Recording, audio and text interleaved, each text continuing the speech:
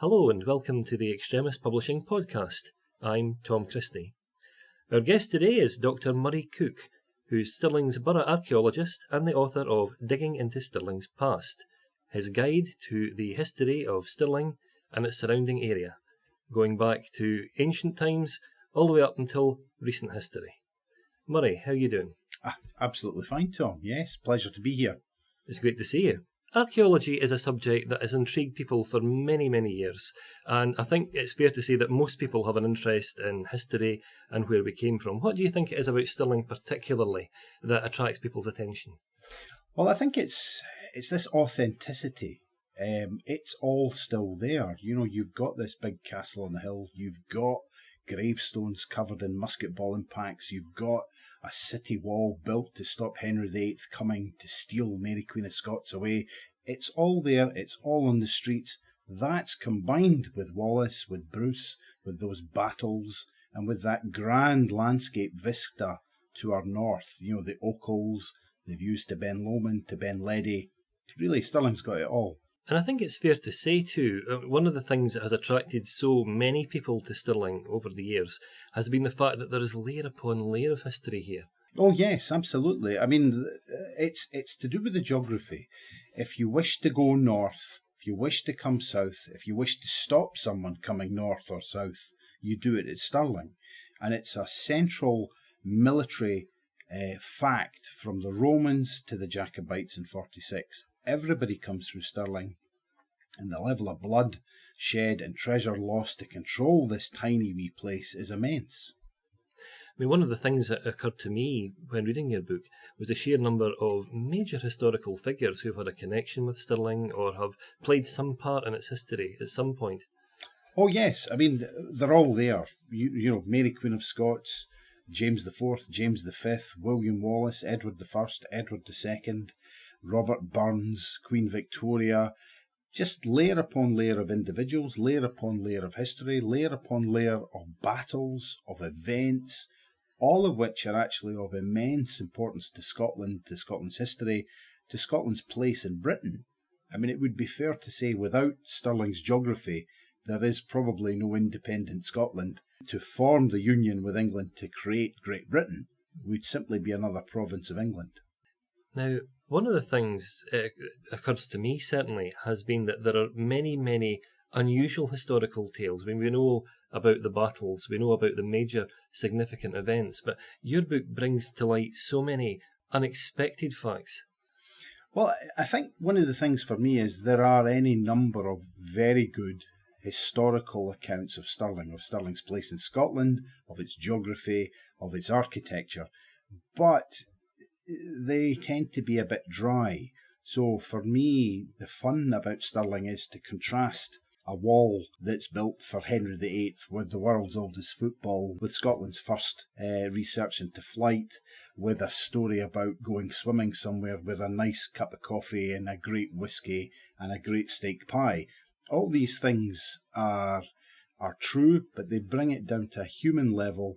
And it's about that visceral contact that the visitor has wandering around Stirling where all those other people have been before. And that's one of the things that really had intrigued me was the fact that not only do you focus on Stirling, the ancient city, but you also look at a number of the surrounding towns and areas as well. It's really just places I like to go with my daughters. You know, we like to go places, we like to go for walks, we like to go swimming. And actually, these places, they're all within 12 to 15 miles of Stirling. So it's a 20-minute drive at absolute most. A good cycle. Most of it's flat, except, of course, when you start going up into the hills. But it's all there, and it's so little known. I mean, it just feels a shame that people don't know about these places.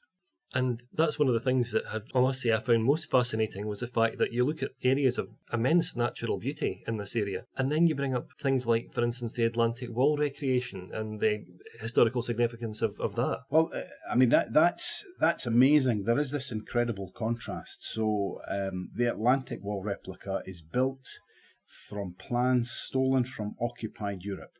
Hitler uses slave labour to build a massive series of defences along Europe's coastal fringe. And in order to work out how to break through these, The Allies build replicas of them. The biggest and best preserved of them is in Sheriffmuir. Fantastic area. It was top secret. If any of us had wandered there during the 1940s, we would have been arrested and held in prison, suspected of being a German spy. So we have this incredible, very poignant training ground, top secret military research ground that was used by troops who were going to storm the beaches of Normandy. The thing is that in the area, all of these things are fascinating. So all the battles are fascinating, but they're fascinating and important in a Scottish level or a British level. But D-Day's the start of the end of the Nazis. And I would argue that D-Day is basically the most important event of world history. It's when the most evil force in the world was finally beginning to be put back in its box. The end of the Nazis. And it started at Sheriffmuir. It's amazing. And looking back at more ancient history, or certainly heading more towards the Middle Ages and the Renaissance, you talk at some length about Stirling Castle, about King's Park and the King's Knock. Do you feel it's fair to say that we're very fortunate here in Stirling to have a place where people can, in a sense, play their own part in history? They can come and visit these things that have been, in many ways, kept in such excellent condition. Oh, definitely. One of the strength of Stirling is its weakness. It's an odd thing. Basically, Stirling was one of the most important places in Scotland. It was, for many periods, the de facto capital. It was a favourite of the Stuart kings and queens. They invested here, they played here, they slept here, they killed each other here, they plotted here. All these things happened in Stirling. And then, on the Union of the Crowns, 1603, Stirling goes from being an important place in Scotland to a regional backwater in Britain.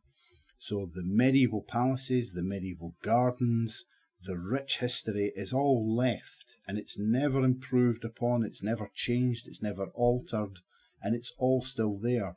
Of course, the difficulty with that is it came with a cost to the people in Stirling, because medieval palaces have medieval sewerage and medieval drainage and medieval water supplies, so that at the end of the 19th century, Stirling has the lowest life expectancy of any city and the highest infant mortality rate of any Scottish city because of these cramped medieval conditions with a population that is too big for the footprint of the buildings. And that's one thing that really fascinated me about your book, and something I really enjoyed reading, was that while you cover areas that people might expect, like the Wallace Monument and Stirling Castle, you also look at places like Mars Walk and the Valley Cemetery, which are areas of great historical significance, but yet perhaps might not be known to people outside of the local area.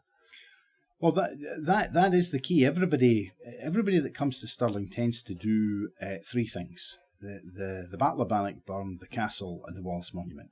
But there's so much more in Stirling. There's so much more to see, both for visitors, but also I think for locals. Very few people know there's a memorial to Thomas Young Moyes, an engineer who went down on the Titanic in the Valley Cemetery. That's an incredible story, and very few locals know that, let alone people from outside Stirling. Very few people in Stirling know that Britain's last beheading took place in Broad Street. The radical protesters, Baird and Hardy, who were really just fighting for workers' rights. 1820, September 1820, the last beheading. And of course the axe is on display in the Smith Museum. And that's an interesting point, actually, because you do mention throughout your book a number of interesting artefacts that tie us here in the present directly to Stirling's rich history, and so many of these artefacts are on display now for people to view publicly. Absolutely. I mean, stories are great, but they are... history can be tended to be viewed as the acts of great men and great women, and these are, to a certain extent, distant from us. But an object, a knife, an axe, the world's oldest football, the world's oldest curling stone, these are very tangible objects that directly connect us to our shared past, and actually the glory of Stirling in its past when it was an absolutely incredible place. It's still beautiful. It's just a small Scottish town, although clearly, legally, it's a city. And on the subject of the world's oldest football, it's one of Stirling's most famous artefacts, and yet perhaps one that might not be particularly well known to people outside of Scotland. So would you like to say a bit more about it? Absolutely. So the world's oldest football, say it again, it's incredible, was a football that was used in the court of James V and the infant Mary Queen of Scots. It was probably kicked into the eaves of Stirling Castle Palace. It was sealed up during renovation works. We have the records showing when that renovation work was undertaken, so we can pin it down to a handful of years in the early 16th century. Renovation works in the 1980s. The ball was uncovered, and I'm afraid that the individuals in the castle made a tremendous mistake. They donated it to the Smith Museum, and ever since have been trying to get it back. And of course, the Smith just politely declines every single time. But it is the world's oldest football by at least 200 years. And in actual fact, it's something of an embarrassment of riches for sporting fans of history, because the world's oldest curling stone was found in Stirling as well. Yes, absolutely. The world's oldest curling stone is again 16th century. It was found in a bog next to the Boar Stone, which of course is made famous by Robert the Bruce's the day one of Bannockburn, although of course it's not Robert the Bruce's curling stone. We should assure the listeners out there. And it's an interesting thing too, because you mention in relation to Stirling Castle a variety of intriguing historical facts, and one of which I suppose that might be most prevalent to the listeners at home would be the Stirling heads. Would you like to say something more about how they were preserved? Well, the thing is that the heads are this. So start again with the palace. The palace is one of the finest Renaissance palaces in Europe. It is one of the earliest and most magnificent Renaissance buildings in Britain, and it comes at a time of peak French Catholic influence in Scotland. So Scotland has always tended to be caught between England and France in kind of international wars. So at this point, James V, who was Mary Queen of Scots' dad and Henry VIII's nephew, marries Mary of Guise, who's obviously a French Catholic. Now, the palace is built for the royal couple, and it's built in a European tradition, so it's very elaborate, almost gaudy, you might imagine. And the central feature of the King's Inner Chamber are a magnificent series of carved wooden heads, all in relief, and these were highly painted. The palace at the moment features reconstructions of them, and they feature a variety of individuals, so crown heads in Europe, Roman gods, Greek gods, Roman emperors, so a variety of forms and features, but all meant to demonstrate the taste and wealth of the Scottish court. Now, after 1603, the palace, the castle, slowly but surely drops in status. It becomes a barracks, and the heads are taken away. We're not entirely sure of their original formation, and I'm never entirely certain how so many of them ended up being preserved and kept, but they've always been associated with the castle. And you can actually see the original heads, those that survive. The paint has gone from them, and there's a specific display in the castle, and they're well worth a look. But also the actual reconstructions of them in the King's Inner Chamber. I always advise people to close their eyes and then look up, and it feels almost like it's from Disney. It's Disneyfied. They are so bright and gaudy. And I think it's probably important to mention, perhaps for visitors outside of Scotland, that the castle has recently undergone significant refurbishment. Yes, I mean, it's a multi-million-pound reconstruction that's actually, it's the work of the last 20 years. The Great Hall, Scotland's largest Great Hall, was done first, and then the palace was done next, and one floor of the palace has been completely reconstructed, so replicas of furniture, replicas of wall hangings, replicas of decorations, And also, very effectively, it's populated with living characters. So people are playing members of the royal court at the time, and they will speak to you. And you can even see a replica of the world's oldest football. But of course, you must go and see the original in the Smith. And that's an intriguing point, actually, is because one thing that does come really through all of your book is the fact that we have all of these very, very significant historical events, but they're always tied to the individual people who made them happen.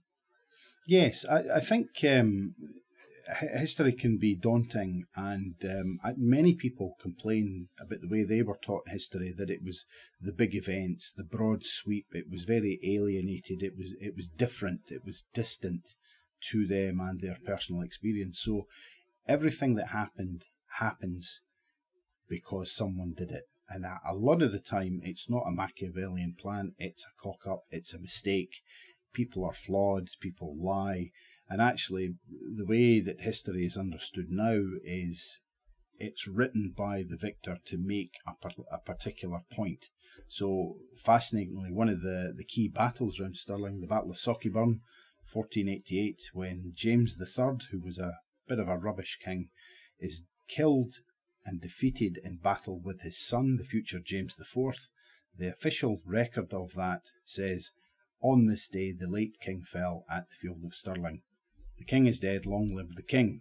But these are individuals plotting basically a coup. They're overthrowing the state, and one son, James IV, replaces his dad. Of course, James IV was racked with guilt over the death of his dad, and to a large extent Stirling benefits from that because he builds the Great Hall, the magnificent entrance to the castle.